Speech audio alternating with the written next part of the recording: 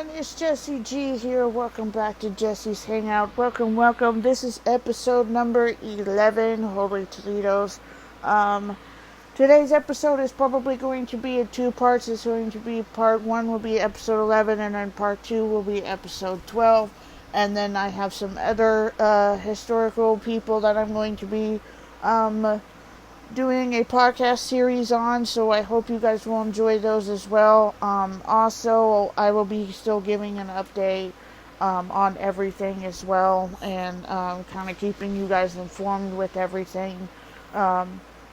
So without further ado, let's get into today's episode. But before I get into today's episode, you guys noticed there was 3 different things that flashed before the podcast series started. There was a copyright disclaimer, a age warning, and a trigger and sensitive warning. I'm going to go ahead and give you the age and sensitive warning again, so that way I warn you guys both this time, in case if anybody missed it. If you're under the age of 18, this is not an episode for you guys to listen to. Sorry, but this is just the type of episode that's not for 17 and under. Much apologies with that. And with that said, if you are triggered or sensitive to any of the topics talked about in today's episode, please do not listen to today's episode. Or if you do choose to listen to today's episode at your own discretion, I highly recommend you listen to this episode with someone. And by someone, meaning somebody that's your emotional support system, somebody that can be there for you, somebody that can help you through any sensitive parts of this episode, and somebody that's just willing to sit down and that you trust enough to have around with you. So with that said, all the warnings said, all the disclaimers and everything, let's get into today's episode. Alright. Anne Boleyn was born to Thomas Boleyn and Elizabeth Howard in 1507 at Hever Castle, and spent most of her life there till she was sent to attend on the Archduchess of Margaret of Austria from 1513 to 1514. Till she was sent to France to attend on Louis XVI and Mary Tudor, Henry VIII's younger sister. But later into the marriage, Louis died in 1514, and Anne remained in France to attend on Francis the First of France, wife, the Queen of France. She attended on her. She attended her lessons in France and ended in 1521 when she was summoned back to England. She sailed from the Canaries to England. Before I get into too much of what I'm reading, a little bit of background. Elizabeth Howard is connected to the Howard family, which is Catherine Howard. Catherine Howard is her cousin. Elizabeth Howard was born in 1580 to a wealthy Howard family. She was the eldest of 2 daughters of Thomas Howard, 2nd Duke of Norfolk, and Lady Elizabeth Tinley, if I'm saying it right. She was born into a really wealthy family. She had really big connections with the Howard family. She married Thomas Boleyn sometime in 1514, sometime in the late 1400s or so. She was really young.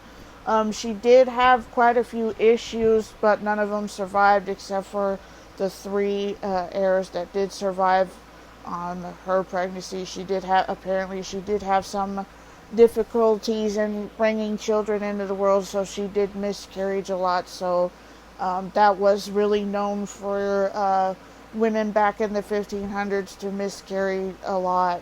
It is something that just happens. Sometimes the baby takes, sometimes it doesn't. If you're a type of person or a woman that's going through that, you will pretty much understand that situation. The 3 children that survived was Mary Boleyn. She was the mistress of Henry VIII. She was born in 1499 and died July the 9th, 1543, which was several years after her sister and brother were executed. George Boleyn, born in 1503 and died the 17th of May, 1536, which was like 3 days before his younger sister Anne was executed. And then yours truly, Anne Boleyn, Queen of England, born 1507 and died the 19th of May, 1536. She was Queen of England from 1533 to 1536. She was the wife of Henry VIII from 1533 to 1536. So those are her three children that survived. She was also part of the Howard line, which when her cousin had married Henry, and she was executed for adultery with two men, and lied about not being married, and she was really young and really naive and didn't really understand what it really meant to be in the court of England. It was very dangerous after Anne passed and after Jane Seymour passed. It was also said in, this was something that was said, I'm going to kind of read what I have here. Anne was recalled to marry her Irish cousin, James Butler, a young man several years older than she, who was living at the English court. The marriage was intended to settle a dispute over a title and estate of the earldom of Ormond. The 7th Earl of Ormond died in 1515, leaving his daughter Margaret Boleyn and Anne St. Leger, if I'm saying it right, as a co-heiress in Ireland. The great-grandson of the 3rd Earl, Sir Peter Butler, contested that he will and claimed the ealdorman himself. He was already the position of Kentley Castle, the Earl's seat, for Thomas Boleyn, being the son of the eldest daughter, believed the title properly belonged to him, and protest his brother-in-law, the Duke of Norfolk, who spoke to Henry about the matter. Henry, fearful of the dispute and intelligent civil war in Ireland, sought to resolve the matter by arranging an alliance between Percy's son James and Anne Boleyn. She would bring her ultimate inheritance as a dowry. Thus ended this dispute. The plan ended in failure. Perhaps Sir Thomas hoped for a greater marriage for his daughter. So basically, what that was meaning was maybe he was not there really wasn't an unknown reason why it didn't happen. There was not really a definite for sure reason. Maybe it was because Thomas Boleyn had spoke really highly of Anne and really valued his daughters. But he was always a man of, he always kind of set himself higher. And I think that was probably one of the things that Anne took with her being as young as she was. I think that was something that she shared with her father. She always wanted to please her father and, do what any daughter would do and marry a good man and that type of thing. That's what any woman would have done back in the 1500s. So that was that. Thomas Howard, the 3rd Duke of Norfolk, was the brother to Elizabeth Howard. She was his sister, which was Anne's uncle. He was succeeded by Edward Seymour, 1st Duke of Somerset. His son and him were executed for some, I think it was because of Catherine Howard, if I'm not mistaken. It was probably because of that.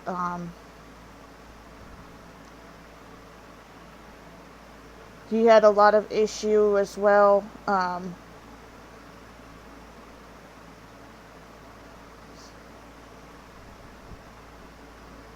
He was the brother to Elizabeth, who was the one that was trying to find a way to see what Howard girl he could set in front of them, but ended up setting Mary in front of them, and that's when Mary became the mistress to Henry VIII, which I'm not really sure exactly when they were set together. There was a parchment with an alliance with Francis and King Henry VIII. There was an alliance between the both of them. It was said to he possibly have met her there. That was what they portrayed in the Tudors. I'm not really 100% sure as to when Mary had met Henry. I'm not really quite 100% with that, but she was the mistress to Henry at first, and with being a mistress to a king like that, you get all the wealth, you get presents. Hopefully, when the whole thing is over, usually you get a title and you get married off to a good man, and that's that. But that wasn't the case. I think Mary was already married when she was the mistress to Henry VIII to begin with. I'm not really sure exactly if she was or wasn't, but it wouldn't surprise me because Henry was the way that he was, and he kind of got himself beguiled in girls. That's what he did. So it's not really set as to when she was his mistress. It was also said that there was a possibility that Henry Fitzroy was she was the one that gave birth to Henry Fitzroy, but it was actually Elizabeth Blunt that did. I'm not really sure if she bore any of Henry's children or if she bore a son at all, but it was said that she did. I'm not really certain on that part. She was the eldest daughter out of the three, so who knows with that. Anne and her sister Mary were really close. They were like really close, period. Because they were girls. Hello. They were just really close. So that's a little bit of background there. Soon Anne caught the eye of Henry Percy in 1522, and in the spring of 1523 they were secretly betrothed, which I'm assuming is meaning secretly engaged, if I'm not mistaken. Let me look in my notes here to be absolutely sure.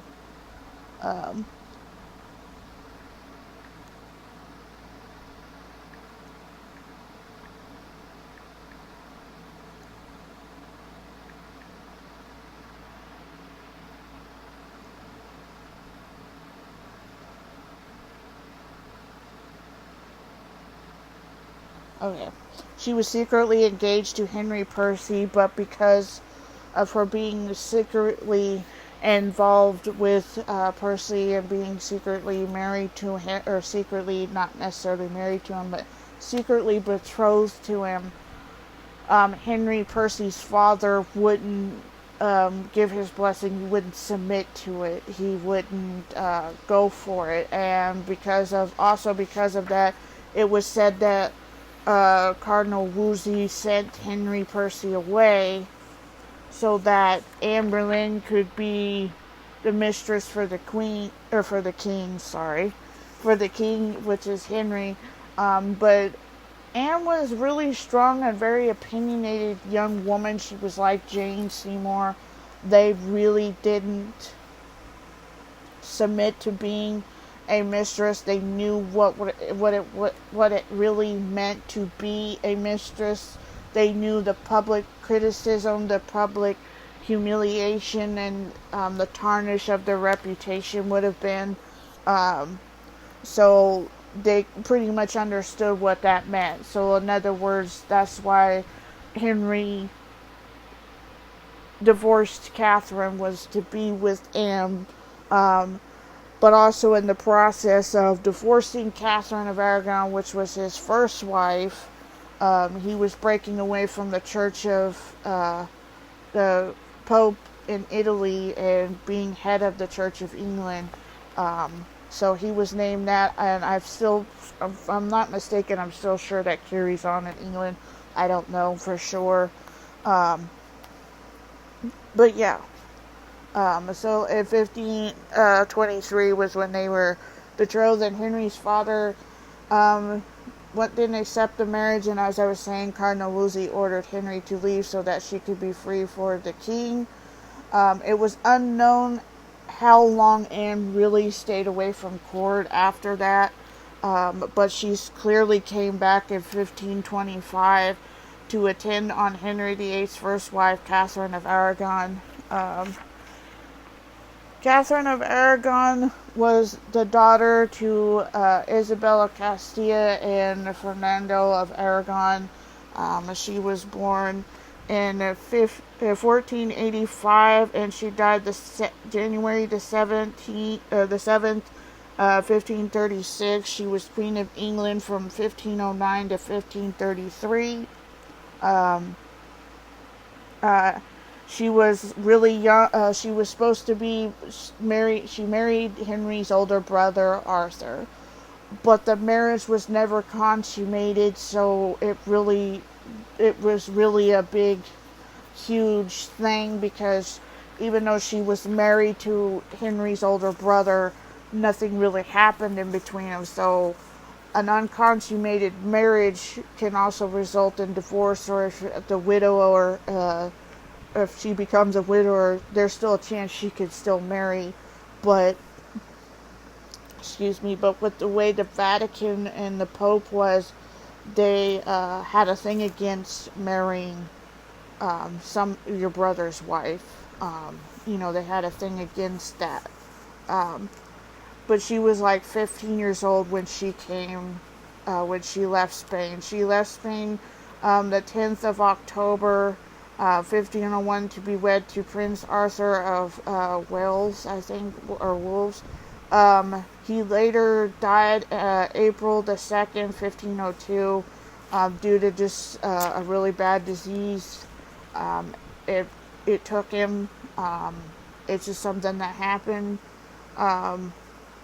Once that happened, Henry set his eyes on Catherine. She set her eyes on him. At the age of 25, she married Henry. Henry was 17 when they were married. Catherine was overjoyed with happiness and love. Her coronation was June the 25th, 1509. As time went on, Catherine gave birth to a daughter in 1510, but before that, she had given birth to a stillborn, and she also gave birth to Prince Henry, Duke of Cornwall, and the 1st of January, but he died in 1511. He died 52 days later. He died January the 15th, 52 days later after he was after his birth in 1515, which is sad, because that was the first spiral of the whole marriage being so constricted and broken, is after the death of his first son with Catherine, and so many failed attempts and so many humiliations that was bestowed upon her and bestowed upon him, that even though she gave birth to Mary Tudor, it still wasn't an heir, and it put a huge strain on the marriage a lot, and that's why Henry went elsewhere with a lot of mistress.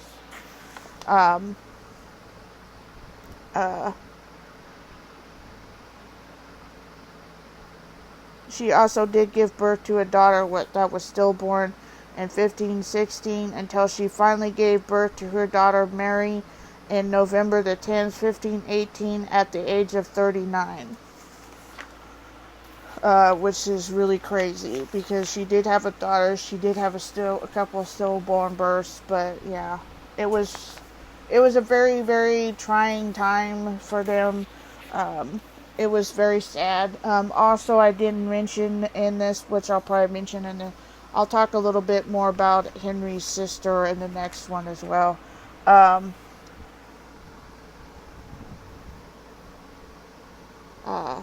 She did certainly come back in 1525 to attend on Catherine of Aragon and refused to be Henry's mistress, and he wrote a series of undated love letters, all 17 of which are now in the Vatican. A famous historian suggested that Anne suffered a silent victim of kind of a sexual harassment because of the way Henry wrote his letters, the graphics of the way he was, the way he expressed himself, and really wasn't, she wasn't like normal girls, so to speak. She wasn't your average normal girl that he could just possess and say anything. I think she felt really offended by it at first, and then, as time went on, she did eventually give in to Henry, and after some time in like 1527, she became engaged to Henry. Henry asked her to marry him, and she said yes by sending him a gift that was basically a token of her saying yes. During that time of the 7-year-long engagement and during the divorce of Catherine, there was plague in the city. There was a lot of it. There was a lot of it going around. I don't know if Anne fell ill. I'm sure she did. From the way the tutors had put it, she had fallen ill. I don't know if that was real or not, but there was plague going on. There was a lot of criticism over his betrothal to Anne. There was a lot of people who didn't like Anne. There was a lot of people that didn't like the Boleyns at all, or the Howards really. The Howards were really jealous of the Boleyns. You know, they were always, especially Elizabeth's brother even. He really wasn't particularly fond of Thomas. He was always watching his own self. Which is sad. Alright. After the 7-year-long betrothal, Anne continued to hold out for a marriage alone, until she was married to Henry secretly, and the marriage was valid and took place on her coronation took place June the 1st, 1533. When Anne married Henry, Anne was pregnant with their first child. This was their first child. She was pregnant with him. It was said that she gave in to Henry during the time that they were on a trip, as we would call it, but there's another word for it that I can't really think of. They went and visited other people. They went and stayed with people. He also went and presented Anne in front of Francis I, if I'm not mistaken. I'm not really sure if that happened, but during that stay was when she finally gave in to Henry, and that's when she became pregnant. Now, Anne was not really supposed to be saying anything about the pregnancy because of the divorce, because of what was going on, but she happened to slip when she was telling a poet, Thomas Wyatt. She happened to kind of spill the beans a little bit. She was saying that she had a furious hankering for apples, and that pretty much said it. And during her coronation in 1533, she was still pregnant then. She was with child. She gave birth to Elizabeth I on September 1533. It was not a son and heir for Henry, but soon Anne became with child again, but soon miscarried a stillborn child, a boy. Henry was not at all happy. Soon on the 8th of January 1536, news spread of Catherine of Aragon's death. Catherine of Aragon, who was exiled and divorced and stripped of her title and made the dowager princess, and basically just publicly humiliated by the whole marriage and everything. I'm not saying Anne was no angel either, and I don't think Catherine really was one herself to begin with, because I think she had a lot of hatred for Anne, and I can't say I really blamed both of them for that. But in 1536, due to natural complications, she passed away. Now, this is the strange part. Now, normally when somebody dies, you don't celebrate, you don't be overjoyed or anything like that, but that's how it was with Anne and Henry. That's why I'm saying she's really no angel either. Reached the king and Anne, hearing of her death, they were overjoyed. The following day, Henry and Anne celebrated Catherine's death with festivities, and Henry and Anne wore yellow for the mourning colors of Catherine's death, and Anne was with child again, was with child once more, I should say, and was aware of the dangers if she failed to give birth to a son, and soon Anne miscarried again, and then the child appeared to be a male child, and time went on. Anne miscarried again 2 sons, and the king's eyes had set on Jane Seymour, and Anne recovered from the miscarriage. Henry had declared that he was seduced into the marriage by witchcraft, and during that time of him trying to get all these drummed up charges and everything, Jane Seymour secretly moved into the castle. She became the lady in waiting to Anne. Henry started to really like Jane. There was something about Jane that he was totally beguiled over. And I'll kind of talk a little bit about him when I do an episode and when I do the next part too. This will probably end the first part of this, and I will go into the second part and kind of talk a little bit more about the rest of it. I hope you guys enjoyed today's episode. Stay tuned for part 2. Part 2 will be talking about the execution and Anne's downfall and all that stuff. Don't forget to hit the red subscribe button and that notification bell so you'll be notified as to when I upload series reviews and gameplays in the future. Also, if you wish to be even more notified and even more up to date with everything, follow me on all of my social medias. They're listed in the description box below this podcast episode. I hope you guys have an awesome morning, afternoon, day, or night, wherever you are listening to this from. And I will catch you guys in part 2 of Queen Anne Boleyn. Laters.